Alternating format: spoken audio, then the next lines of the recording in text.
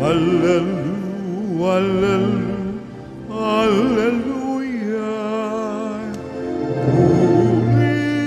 Purihin ng Diyos. Hallelujah.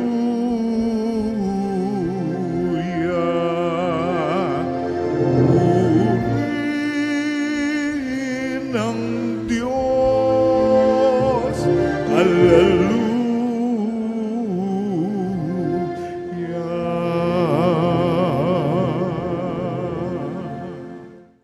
Sumainyo ang Panginoon. At sumaiyo rin. Ang mabuting balita ng Panginoon ayon kay San Lucas. Papuri sa iyo, Panginoon.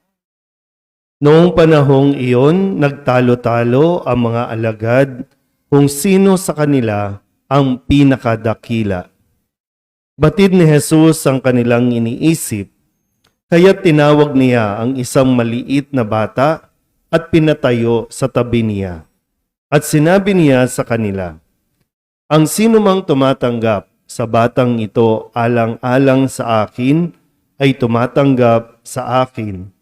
At sinumang tumatanggap sa akin ay tumatanggap sa nagsugo sa akin. Ang pinakaaba sa inyong lahat ay siyang pinakadakila. Sinabi ni Juan, Guro, nakita po namin ang isang taong nagpapalayas ng mga demonyo sa pamamagitan ng pangalan ninyo. Pinagbawalan namin siya sapagkat hindi natin kasamahan. Ngunit sinabi ni Jesus, huwag ninyo siyang pagbawalan sapagkat ang hindi laban sa atin ay kapanig natin. Ang mabuting balita ng Panginoon. Pinupuri ka namin, Panginoong Jesucristo. Umupo ang lahat. Isang mapagpalang gabi po sa inyong lahat. Tayo po ay nasa ika-26 na linggo ng karaniwang panahon, Lunes, at atin pong ginugunita ang ating mga guardian angels o mga anghel na tagatanod. Naniniwala ba kayo sa anghel? Yan. Kahit matanda na, no? Dapat ay naroroon pa rin dahil tumanda man tayo, hindi naman tayo nilulubayan at pinababayaan ng ating mga anghel na tagatanod. Bawat isa sa atin ay pinadalhan ng Diyos ng tagatanod. Kaya nga minsan sa buhay natin, lagi tayong parabang may naririnig o para bang yung pakiramdam natin kapag magdidesisyon tayo, alin bang desisyon ang ating gagawin. Kasi bukod sa anghel na tagatanod, mayroong demonyo sa tabi natin. Mayroong demonyo na laging nagbabantay at laging nag-aantabay na tayo po ay magkamali. Pero laging mayroong anghel na laging nag-aantabay na hilingin lang natin ang kanyang gabay, proteksyon, tayo po ay kanya talagang gagabayan. Kasi meron tayong kalayaan, piliin sino ang ating pakikinggan, ang demonyo o ang anghel. So nasaan tayo dyan? Minsan may mga pagkakataon na tayo ay ginagawang mga tagatanod, mga anghel. So kapag ikaw ba nakikipag-usap o may kinakausap, ikaw ba ay nakakatulong gumabay o nakakatulong kang mas maligaw ang tao dahil sa mga maling mga pananalita, paggamit ng salita o pagkikwento? Minsan, kadalasan po, bakit gusto natin gumawa ng mga kwento? Bakit gusto natin na maging bida? Kasi yung mentality na sinasabi ng demonyo, dapat ikaw ang pinakamagaling. Dapat ikaw ang maging sikat. Dapat ikaw ang pinakadakila. Dapat ikaw ang number 1. Ganun lagi ang demonyo. Papaniwalain ka na dapat ikaw ang pinaka sa lahat. Pinakamatangos ang ilong, pinaka-sexy, pinakamayaman, pinakamabait, pinaka-sosyal, lahat ng pinaka, yan ang sasabihin ng demonyo sa atin. Pero salamat na lang kasi nandyan din ang mga anghel natin para paalalahanan tayo na ang tunay na pinakadakila ay yung marunong magpakumbaba. Minsan mga magulang, hinay-hinay po, no?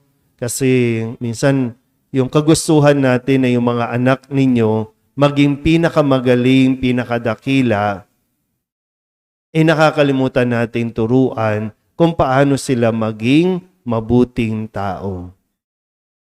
So kung tayo ba papanaw sa mundong ito, aalis sa mundong ito, ano ba ang pinakamahalagang aral na naituro mo sa iyong mga anak?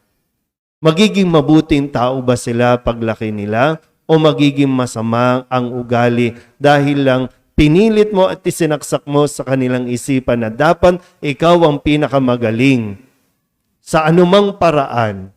Kahit may masaktan, kahit may siraan ka, kahit na mayroong kang maagrabyado, di bali na basta ikaw ang pinakamagaling. Kaya ngayon, pinapaalala sa atin, no? Muli ni Kristo, kung sino man sa inyo, sa atin, ang gustong maging dakila, dapat matutong maging mababa o magpakumbaba. Pag sinabi pong dakila, no, pinakadakila, ang naiisip kong salita dito, yung maging angat sa lahat. No? Sabihin nyo nga po, angat. Yung mas malakas pa, angat. Yung mga gustong umangat, maging angat sa lahat, maghinay-hinay ka. No? Hinay-hinay lang. Kasi yung mga gustong maging angat, yan po yung mga nagmumukhang tanga. Na hindi nila napapansin, nagmumukha ka ng tanga. Wala ka namang kalaban, wala ka namang kakumpetensya, pero ang tingin mo sa tao sa paligid mo, kalaban. Minsan kahit kapwa mo, kapatid mo mismo, minsan, ang tingin mo kaagaw. Umangat lang ng konti, nai-insecure ka na. Gumanda lang ng konti, nai-insecure ka na. Sabihin nyo nga sa katabi ninyo, mukha ka ng tanga. Kasi parang, hindi ka naman kailangan makipag-away, pero parang, di ba, yamot na yamot ka sa mga tao. Wala kang kaaway. Kaaway mo, sarili mo. Yan. Kasi, di ba, yung salitang angat, di ba, no? Angat. Pag binaligtad mo, tanga. Hindi natin namamalayan yan kasi gusto lang natin talagang sumikat, gusto lang natin makilala, gusto lang natin magpapampam. Yan. Hinay-hinay lang, ha? Hinay-hinay lang. Kasi, wala eh. Maiiwan kang mag-isa sa ginagawa mo. Minsan, no? Masaya ka ba na ikaw lang nando doon?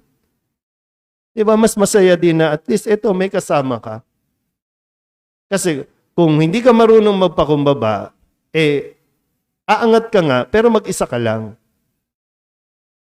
Pero kung marunong kang makisalamuha, magpakumbaba, hindi mo kinakailangan ibida ang iyong sarili. Hindi mo kinakailangan mag-effort ng todo-todo. Kasi mas masaya yung kasama mo sila. Mas maganda kung sama-sama kayong umaangat, hindi yung ikaw lang. Tandaan niyo ulit, no? Kung ikaw lang ang umaangat, ikaw lang ang nakaaangat, magmumukha ka lang tanga. Sabihin niyo nga ulit sa katabi niyo, huwag kang tanga. Mga bata, mag-aral ng mabuti. Hindi masama na umangat sa buhay. No? Kaya nga nag-aaral ng mabuti. Pero kinakailangan din marunong tayong tumulong, marunong makisalamuha, marunong makipag-ugnayan sa tao para kasama nyo ang mga barkada ninyo, kaibigan ninyo, sama-sama kayong lumalago, sama-sama kayong lumalaki at nagiging mabuting tao. Amen?